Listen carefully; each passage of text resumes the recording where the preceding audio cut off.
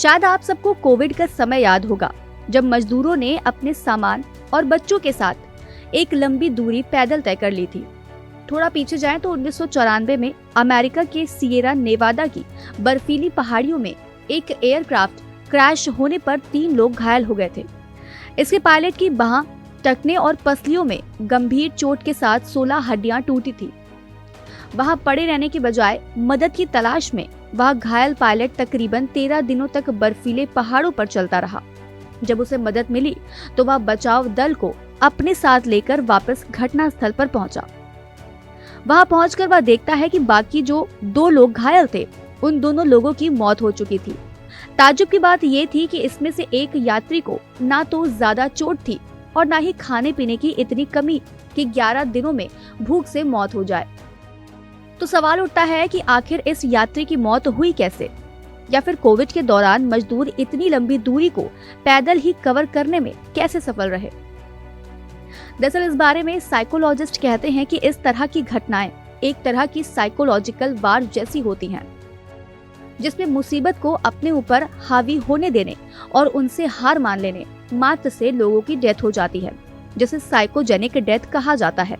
अब अगर हम इस कॉन्सेप्ट को उत्तराखंड के उत्तरकाशी में टनल में फंसे मजदूरों वाले दुखद हादसे से जोड़कर देखें, तो इसमें टनल के लोगों को ये भरोसा दिलाना जरूरी है कि उन्हें बचाने के लगातार प्रयास किए जा रहे हैं। साथ ही उन्हें जितना संभव हो बाहरी दुनिया से जोड़कर रखने की कोशिश करनी होगी। दूसरी समस्या है बायोरिदम बिगड़ने की। फ्रांस के भूवैज्ञानिक मिशेल सिफरे ने साल 1962 में एक एक्सपेरिमेंट किया था, जिसमें उन्होंने खुद को 2 महीने के लिए अंडरग्राउंड गुफा में बंद कर लिया था। बाहर निकलने पर उन्हें ये विश्वास दिलाना मुश्किल हो गया था कि उन्होंने 1 महीने नहीं बल्कि 2 महीने का समय गुफा में बिताया है।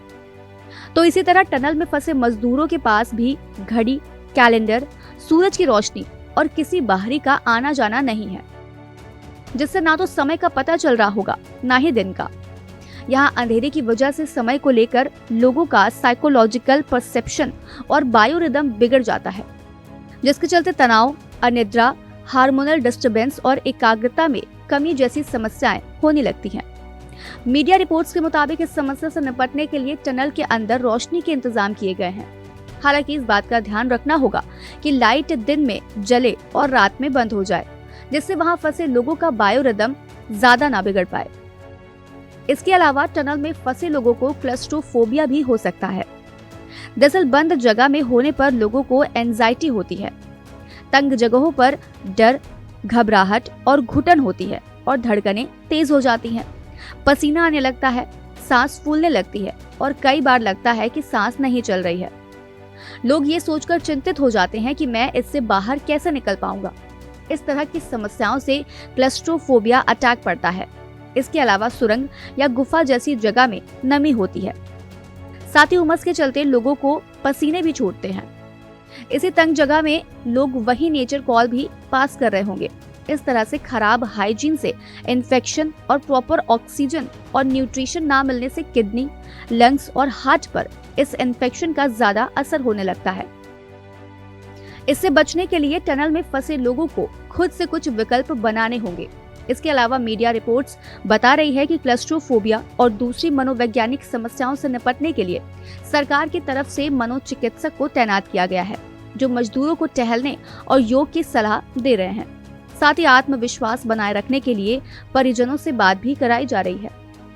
बहरहाल करीब 1 सप्ताह से सुरंग के अंदर फंसे 41 लोगों को बाहर निकालने की कवायद युद्ध स्तर पर जारी है। मिली ताजा जानकारी के मुताबिक यहाँ 6 इंच के पाइप को 53 मीटर तक सुरंग में पहुंचाकर इससे मजदूरों तक खाना पहुंचाया गया है। साथ ही मजदूरों की पहली तस्वीर भी सामने आई है। इन प्रयासों के साथ साथ मनोवैज्ञानिक स्तर पर भी युद्ध लड़ा जा रहा है।